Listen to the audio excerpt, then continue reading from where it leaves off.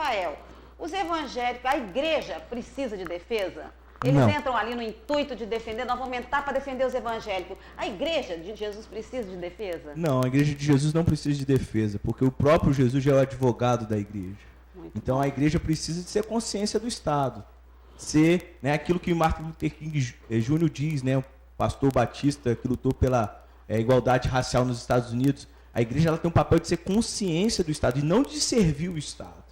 Então a igreja não precisa de defesa. A igreja tem que ir para o martírio, se for necessário, tem que ir para a luta. E não, né, arrumar uma bancada, né, para se defender, para ter leis que visam os interesses da igreja. Isso é a maior contradição do Estado democrático de direito. Isso fere completamente a Constituição nesse sentido. Então a gente vai ter uma bancada dos evangélicos, aí vamos ter a bancada dos latifundiários, aí vamos ter a bancada... Então, na verdade, eu não tenho que estar lá para ter uma bancada. Eu devo representar o povo.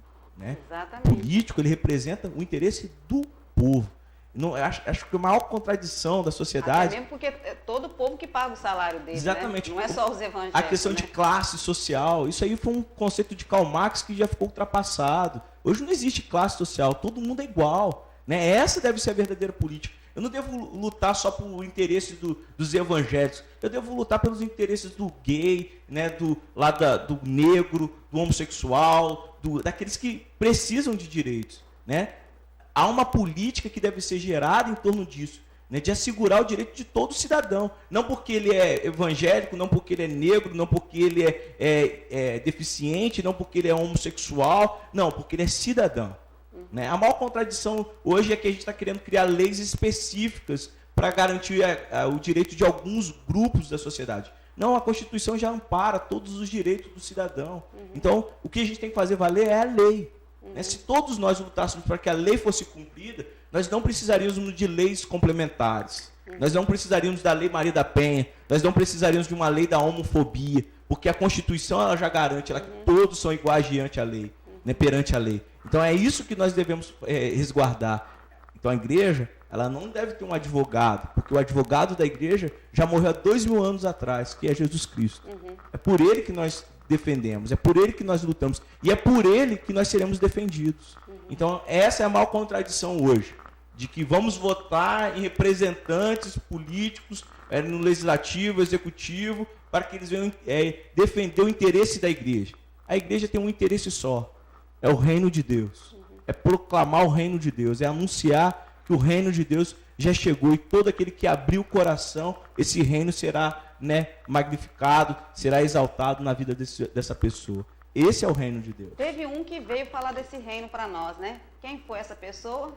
Jesus. Né? Então, quando Jesus veio falar desse reino, ele não veio falar só para um povo, ele veio falar, a Bíblia diz que ele amou o mundo de tal maneira, o mundo, sim, né? Então ele amou a todos de tal maneira que deu o seu Filho unigênito. Então, quando nós defendemos esse interesse do reino de Deus, que é o que está na palavra de Deus, nós estamos defendendo o interesse de todas as pessoas, porque ali está um reino de justiça, de paz, de amor, de alegria, que foi o que ele veio nos falar, né? Então é essa conscientização que nós precisamos ter. Porque quando eu defendo aquilo que é verdadeiros princípios, baseado até mesmo na palavra de Deus, eu estou fazendo aquilo que é bom para todos. Sim. É isso mesmo que você está colocando? É verdade. É isso aí. Essa é a ideia, né, Raquel? Eu não vou defender o direito da pessoa porque ela é evangélica, ou porque ela é católica, ou porque ela é espírita, ou porque ela é homossexual, ou porque ela é negra. Eu vou defender o direito dela porque ela é cidadão, porque ela é uma pessoa humana. Essa é a questão que nós deveríamos lutar. Né? Não porque aquilo que é bom para nós é bom para todos. Vai ser todos. Exatamente. Né? E se eu defendo o direito de todos, logo o meu direito também vai ser defendido. Né? Essa é a verdadeira luta do cristão. Né? O protestantismo ele cresce justamente nisso. E que todos têm liberdade. Né? Essa é uma ideia do cristianismo, principalmente do protestantismo. Né? Que todo ser humano tem a sua liberdade. Né? Aquilo que também tem como base o que o Voltaire diz: posso não concordar só com uma palavra que você diz, mas eu daria a minha vida pelo direito de você expressá-la. Eu não posso concordar com você que tem uma ideologia lá totalmente diferente da minha, uma concepção de mundo totalmente de crença, de valores totalmente da minha, mas eu tenho que respeitar tal forma a sua concepção de mundo que eu tenho que dar minha vida para que você expresse isso também. Porque assim é o Estado democrático de direito. Então, Rafael, eu também, logo no início, eu enfrentei algumas ou bastante oposições, né? Até mesmo de pessoas que às vezes não entendem, né? Tanto não só religiosa, mas também às vezes de classe social, porque acho que fazer protesto não é coisa de bagunceiro, de baderneiro, né? Então, eu acho que nós estamos conseguindo, isso é um caso de transformação de mente, né? Essas atitudes que às vezes eu tenho, você tem, e que muitos outros estão tendo nos dias de hoje, está levando uma transformação de mente da sociedade. Essa transformação dessa mente, como que você vê isso em relação à política? Você acha que isso vai ajudar como na política? Nós transformando a mente como nós estamos transformando. Raquel, isso é um processo, né? Acho que a transformação, a mudança totalmente da sociedade, isso é uma utopia que todos nós desejamos e lutamos por ela. Mas isso vai ser um processo, dia após dia, de reeducar a visão de mundo, a cosmovisão das pessoas. É isso que a gente parte do pressuposto de, nas pequenas ações, elas vão gerar grandes consequências. Então, é de pouquinho em pouquinho, é ensinando na escola, é ensinando na igreja. Por isso, a igreja ela tem um papel fundamental. O cristianismo, ele tem um papel fundamental. O cristianismo, se nós formos olhar a história, ele tem um papel fundamental na luta pelo direito humano. Hoje, muita gente fala, direito humano é direito do vagabundo, ou da pessoa, do delinquente e tudo mais. Mas se você olhar ao longo da história, os primeiros movimentos pelo direito humano foi do cristianismo.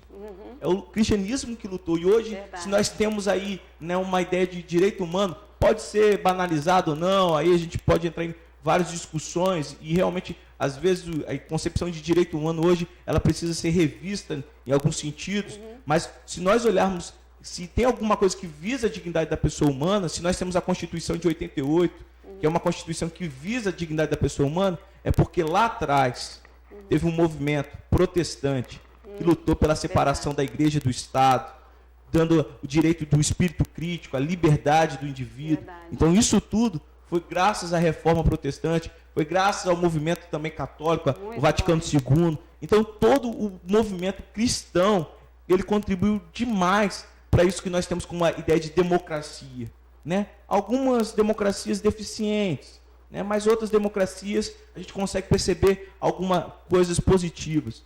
Isso tudo foi graças a um movimento progressivo do cristianismo, de várias vertentes. Aí, quando eu me refiro ao cristianismo, você que está em casa, eu me refiro à igreja católica, eu me refiro à igreja protestante ou evangélica, que contribuíram demais para esse Estado democrático de direito que nós temos hoje. Nossa, muito bom a gente ouvir isso, porque, na verdade, a gente vê que tudo isso vem de uma história, né? E isso a gente já vendo hoje, isso novamente, essa transformação, as pessoas já buscando lá atrás, né? A história lá de trás, construindo a história de hoje, a gente vê que a gente tem uma grande capacidade de podermos mudar, né, a nossa mentalidade e construirmos um mundo melhor para os seus filhos, para os meus netos, né? Mas nós vamos conseguir de pouquinho em pouquinho. Rafael, nós vamos encerrar. Muito bom esse programa. Nossa, a gente ia ter muito assunto para ficar aqui, mas eu creio que você vai voltar mais vezes na TV Sudeste, aí na sala de imprensa, né, para poder debatermos mais assuntos da política da cidade. Mas eu gostaria que você falasse um pouco para nós sobre uma outra função que eu considero política também, que a sua igreja está fazendo, a sua não, de Jesus, mas a igreja que você pastoreia, né, que está fazendo ali no Coroado, né?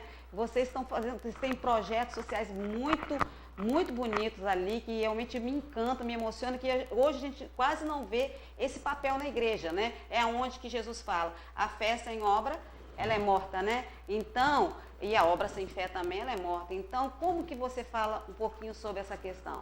O que te motivou a fazer isso? Aquilo que eu tenho falado aqui, né, a ideia de que eu vejo que a igreja é uma plataforma da conscientização da sociedade. Então, lá na IBC, né, na Igreja Batista do Coroado, nós entendemos que ser uma igreja relevante é abrir espaço da igreja para a comunidade. Então, nós temos aula na segunda-feira de Zumba, nós temos aula de Muay Thai, nós temos aula de Jiu-Jitsu, nós temos várias ações sociais, né, aula de musicalização infantil, musicalização para adultos. Então a igreja está aberta para a comunidade. Então a gente entende que ser igreja não é quatro paredes. Como você bem disse, a igreja ela não é minha. A igreja é de Jesus. Eu só tenho o privilégio de ser pastor dessa igreja. Isso. E a igreja do Coroado, hoje, a IBC, nós temos dado um passo muito importante. Nós compramos uma casa ao lado da igreja e a concepção que nós temos feito hoje é trabalhar para que essa casa do lado venha se tornar uma creche, uma fundação batista. Mas como surgiu essa ideia aí, Rafael? Raquel, a necessidade de fazer um trabalho além, né, do que o papel religioso da igreja. Então, além do papel social que nós temos já desenvolvido lá no bairro, das aulas de jiu-jitsu, de muay thai, de zumba, né, dança, de música, nós entendemos que o nosso papel ia além. O bairro do Coroado é um dos bairros mais violentos, de acordo com, né, os índices do batalhão, né, da Polícia Militar, da nossa cidade. Então, nós entendemos que se nós queremos transformar o bairro, é necessário começar do berço. E para começar do berço, é começar a abrir esse espaço para atender as crianças. Nós sabemos que o município, elas não contém a capacidade de atender, né, todas as crianças. Algumas crianças são feitos sorteios, né? Esse processo todo é triste, né, é triste. A gente sabe que o município ele queria atender todas as crianças, mas a gente sabe que há um déficit nesse sentido, né? E aí a igreja ela entra nesse papel de abrir o espaço dela, da sua comunidade de fé, para atender a comunidade. Então a gente está indo em várias ações para hoje concretizar esse sonho, que também pode ser seu. Rafael, quantos membros tem sua igreja? Hoje a IBC tem 102 membros. Quanto vocês estão pagando por mês para comprar? Quantos membros você falou? 102. 102 membros, né? Numa comunidade carente, Sim. né?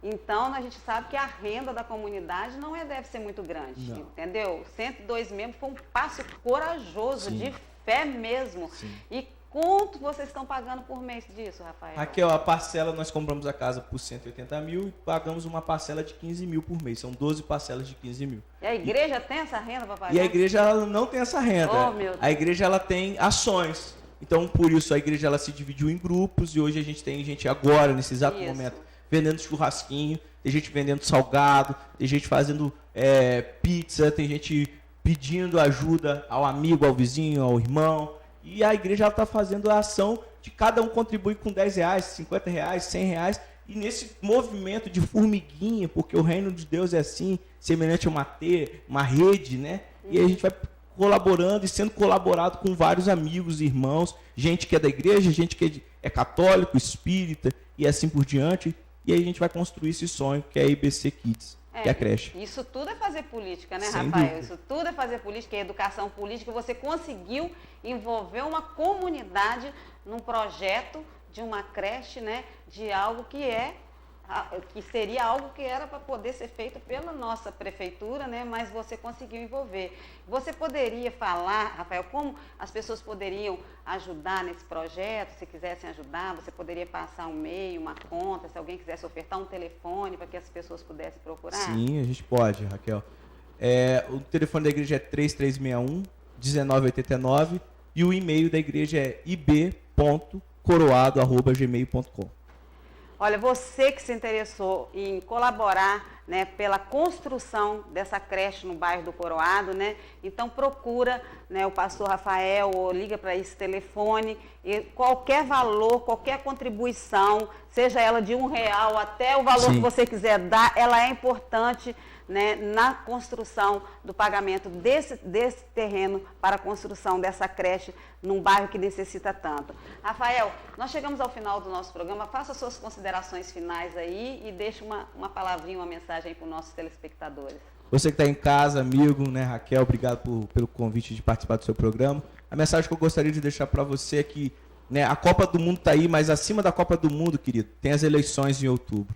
Então, o momento de nós manifestarmos a nossa alegria, a nossa satisfação pelo nosso país é agora, nas eleições. Então, exerça o seu papel como cristão, como servo de Deus, católico, evangélico ou qualquer outra crença.